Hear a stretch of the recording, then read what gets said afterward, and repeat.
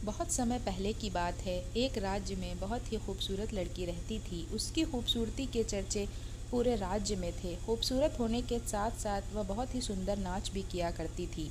उस लड़की को अपनी खूबसूरती पर बहुत घमंड था। घमंड हो भी क्यों ना, उस राज्य में उसके जैसी खूबसूरत लड़की कोई और थी भी नहीं। एक बार वह लड़की राजा के दरबार में नाच रही थी। वह लड़की दिखने में बहुत सुंदर थी और राजा को वह पसंद आ गई। राजा दिखने में बहुत ही बदसूरत था। राजा ने उस लड़की के सामने शादी का प्रस्ताव रखा।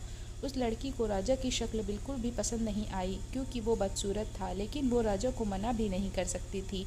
उस लड़की ने राजा से शादी के लिए हाँ कर दी और साथ ही एक सवाल पूछने की इजाज़त मांगी।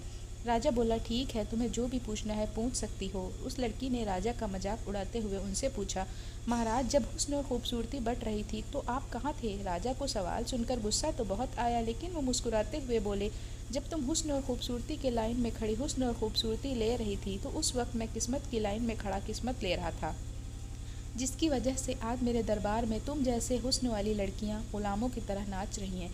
इसलिए तो शायर ने क्या खूब कहा है, हुस्न ना मांग नसीब मांगे दोस्त, हुस्न वाले अक्सर नसीब वालों के गुलाम हुआ करते हैं। ये छोटी सी कहानी हमें ये सिखाती है कि आप जैसे भी दिखते हैं, जैसे भी हैं, और आपको लगता है कि आपके पास जो भी है वह दूसरों से कहीं बेहतर है, तो कभी भी उस बात पर घमंड मत कीजिए। आपकी खूबसूरती आपकी किस्मत से बड़ी नहीं है, इसलिए अपनी खूबसूरती पर कभी घमंड मत करो। ऊपर वाले से अक्सर अपनी अच्छी किस्मत की दुआ करो, ना कि अच्छी शक्ल और सूरत की।